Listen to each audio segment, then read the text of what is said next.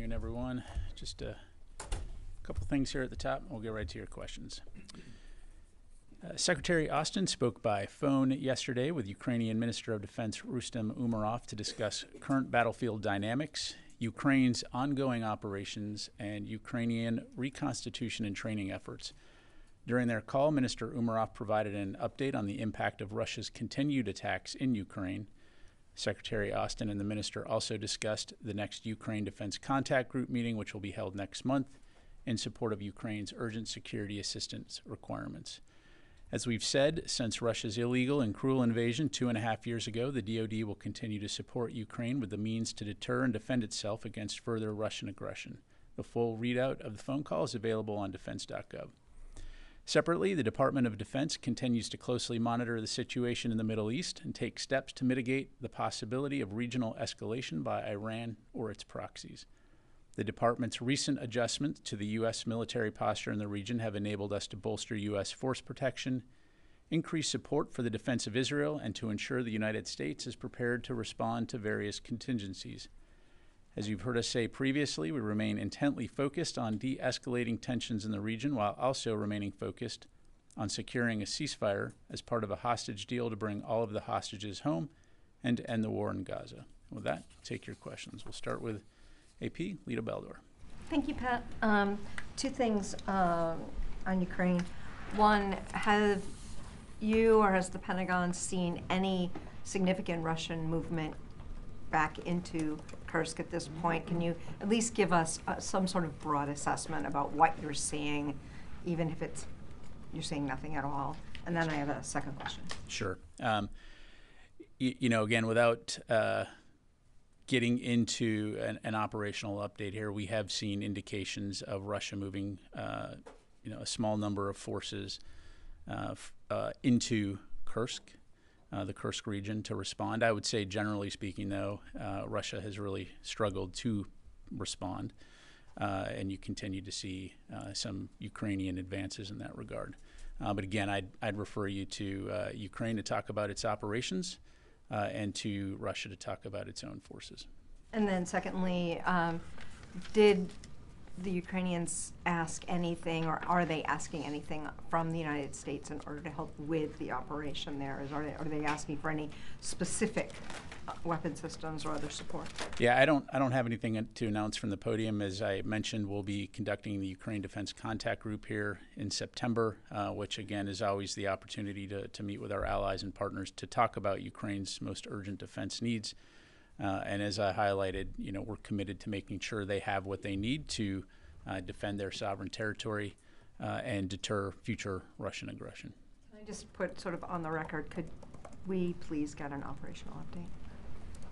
Noted. Thank you. Welcome back again, Lucas. Thank you. General Ryder, how long do you plan to keep this additional firepower in the Middle East? Well, as you know, we're not going to talk about operational timelines. We will preserve flexibility, as we always do. And again, we'll stay focused on the operational objectives that I highlighted. What happened to as long as it takes, or is that just for Ukraine? You're talking about the Middle East? I'm talking about the Middle East, but I'm saying for Ukraine, you constantly say the mantra in this building is for as long as it takes. Is that the same with the Middle East? Well, again, Lucas, I know you've covered this region for a while. We've had a significant force presence in the Middle East for a very long time, upwards of 30,000 plus U.S. forces operating with partners throughout the region, and I don't foresee that changing anytime soon. Are all options on the table with Iran? In what regard? I mean, all regard. Like, where do you want to start? Like diplomatic, economic, informational? This building said there are all options are on the table in dealing with Iran. Does that include striking Iran? Are all options on the table? Yeah, I'm not going to get into a philosophical discussion. I think we've been very clear in terms of we're focused on. Well, you're providing a very broad scope, getting into, geopolitics, and so if you can define your question a little bit better. Yeah. All options are on the table when dealing with. Spokesperson. Let's go over here to Will.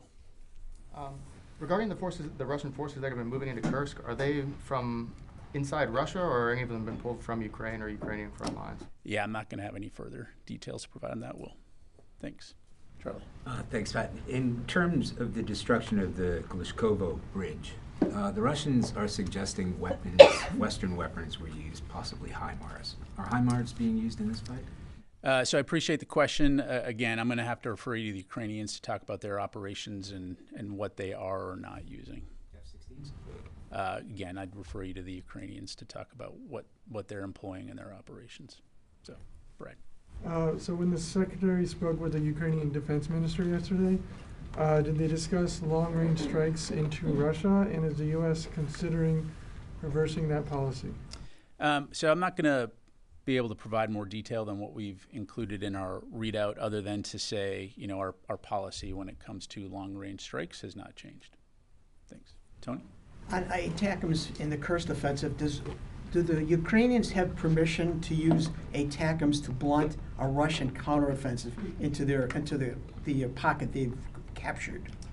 So I'm not going to get into Ukraine's selection of capabilities as they conduct their operations. Our policy has not changed, which is in terms of using long-range strike capabilities to conduct deep strike. As you've heard us say, conducting counterfire or defensive operations across the border is permitted, and I'll just leave it there.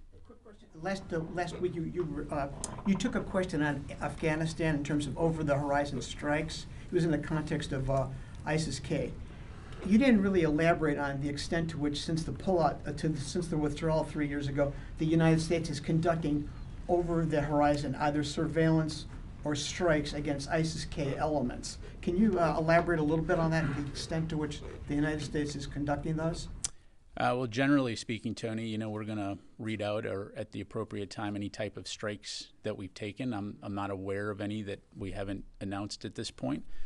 Certainly, if we see imminent threats against the United States or our interests, we reserve the right to take appropriate action to include conducting over-the-horizon strikes. But I don't have anything to read out to you right now. Thanks. Janie. Thank you, General. Two questions. The U.S. and South Korea UFS, Ultimate Freedom Shield military exercise is underway in South Korea. North Korea accused this exercise of being aimed at invading North Korea. How will you react? Yeah, that's just patently false. As you know, these exercises are defensive in nature. They're also long-standing, and these are opportunities for our forces to work together on interoperability and to learn how to operate in dissimilar environments. Last weekend, the leaders of the United States and South Korea and Japan issued a joint statement commemorating the 1-year anniversary of the Camp David Declaration. What will happen to the U.S. and South Korea and the U.S. and South Korea and Japan agreement if the United States administration changes?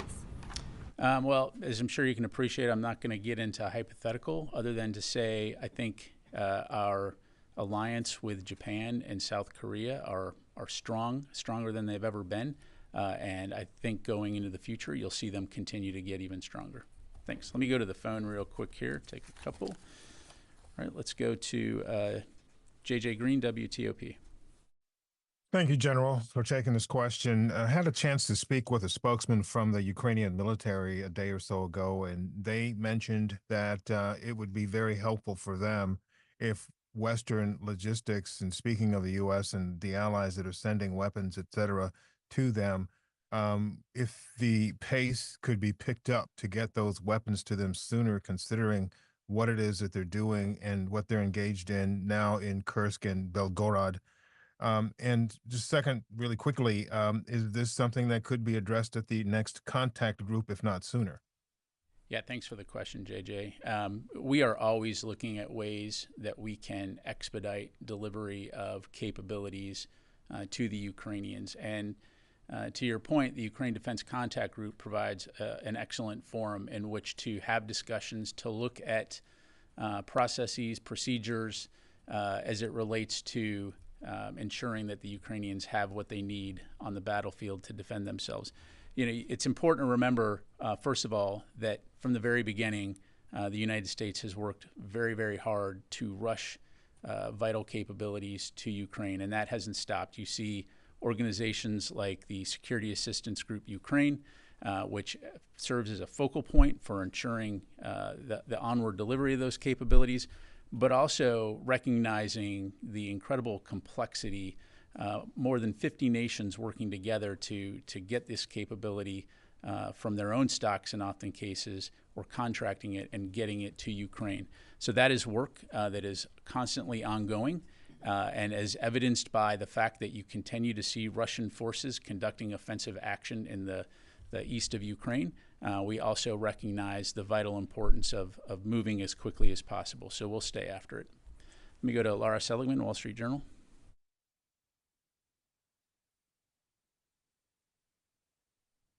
Laura, are you there? Hi. Can you hear me? An update, Pat, on the F-16 training in Ukraine, how that is going, and whether there are going to be American contractors helping out with the maintenance in Ukraine? Yeah, so right now, as I understand it, there continues to be F-16 training in Arizona and in Denmark. In terms of within Ukraine, I don't have any updates to provide. I'd have to refer you to the Ukrainians on that front. As you know, they have received some F-16s. And in terms of DoD contractors, U.S. DoD contractors, I'm not aware of any right now. All right, come back and Warren. Two questions on the Middle East and then one on Ukraine. Have the USS Abraham Lincoln, or has the USS Abraham Lincoln Carrier Strike Group and USS Georgia arrived in CENTCOM? They're still in transit, Orrin, and we'll keep you updated on that front. But I do anticipate they'll be arriving soon. So I'm just curious, when you talk about bolstering U.S. force protection and increasing support for Israel, isn't it true then that most of what you're sending hasn't even gotten to the AOR yet? No, I don't think that would be a fair characterization. Again, as I highlighted earlier, we already maintain a significant force presence, and it's also important to understand to look beyond episodic situations, right? So ensuring that we have the forces in theater to respond to something if it happens now, but also ensuring we have forces in theater to be able to respond to whatever could be next in terms of potential escalation and trying to de-escalate the situation. And that requires bolstering some of those capabilities. Again, one, to send a clear message, but two, to be able to respond in a longer term scenario should we need to do that. So I'll just leave it there. And then just a quick Ukraine question. Is the U.S. ready to openly and publicly support Ukraine's operation in Kursk? If not, why not? Look, again, we're continuing to have the discussions with the Ukrainians in terms of their focus. You heard President Zelensky say it was to create a buffer zone. So we're having those conversations to learn more about what their objectives are. Again, if you take a step back from a U.S. perspective, our focus continues to be enabling Ukraine to be a free and sovereign country that can deter Russian aggression in the future. And so that continues to be our focus. As it relates to their operation in Kursk, as I mentioned, they clearly have compelled the Russians to struggle in their response. It has certainly demonstrated the creativity and the battlefield prowess of the Ukrainians. But when it comes to what their longer term objectives are here, that's something that we're still discussing with them. Thank you. Sir. Haven't seen you in a while. Welcome back. Thank you very much, General. Actually, I was in Kurdistan. All right, welcome Many back. official sources, including Minister of Peshmerga, they told me ISIS are serious threats in Iraq, in Syria, and in the region. And he believed it is very important for whole of Iraq, international coalition stay in Iraq. Do you have any comment of that? Well, as you know, the conversations with the Higher Military Commission continue. I don't have any updates to provide on the outcomes of that, other than to say that we, as part of the U.S.-Iraq Joint Security Dialogue, which includes Peshmerga representation, is looking at what the transition for the coalition OIR will be, and what the future of the U.S.-Iraq bilateral security cooperation is.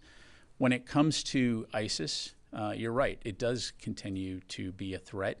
Certainly, ISIS is not as capable as it was 10 years ago, but they do continue to pose a threat, particularly in ungoverned spaces within Syria, and also as it relates to ISIS prisoners in Al-Hol that need to be repatriated. So this is something that we are not going to take our eyes off of, and we'll continue to keep you updated on that front. Following question. Do you believe cooperation between Peshmerga and Iraqi army is important?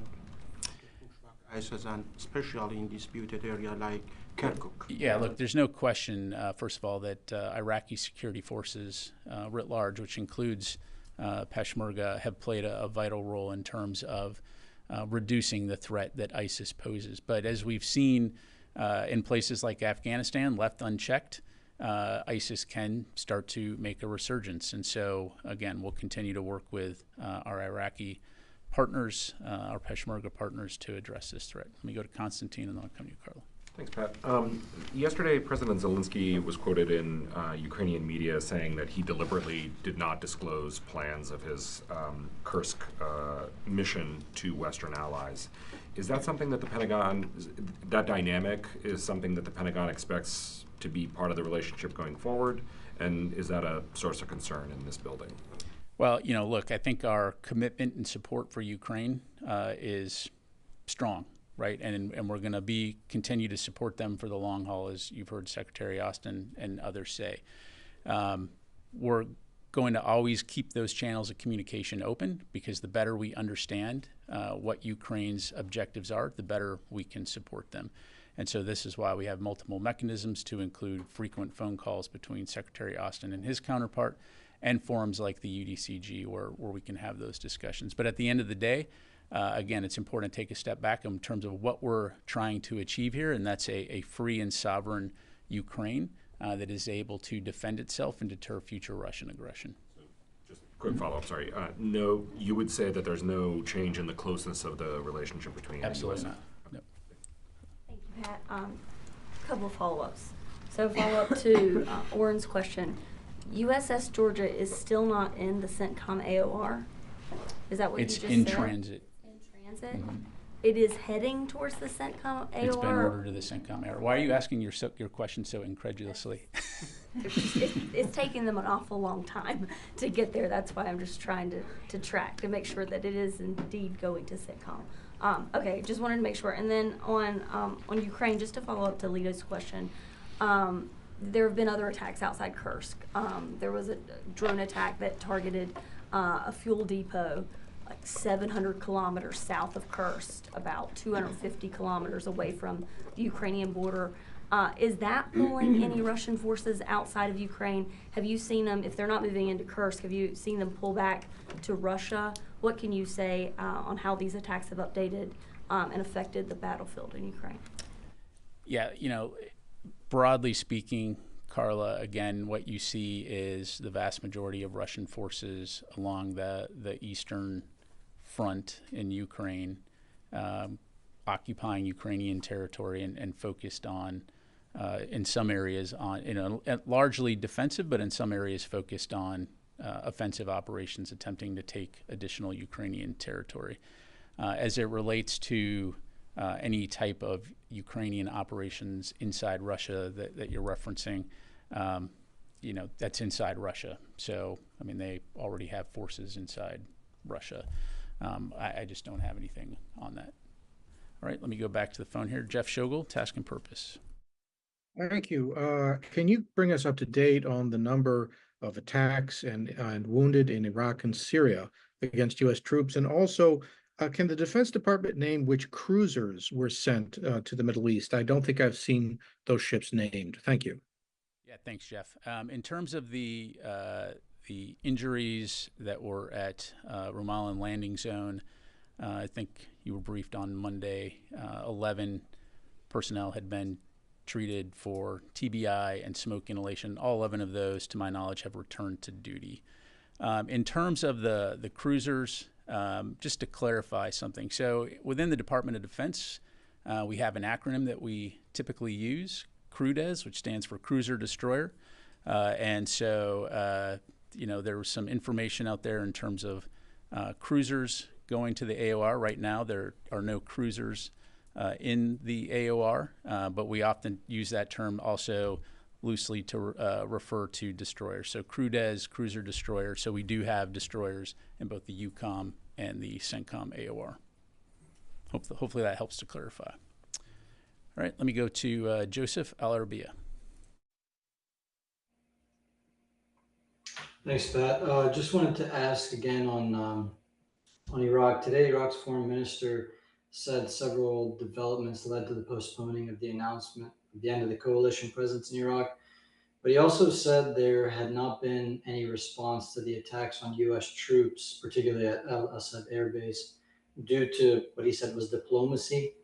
Were you guys asked to hold off or not respond to any of these recent attacks, specifically the most recent one that led to, I guess, 11 injured U.S. personnel?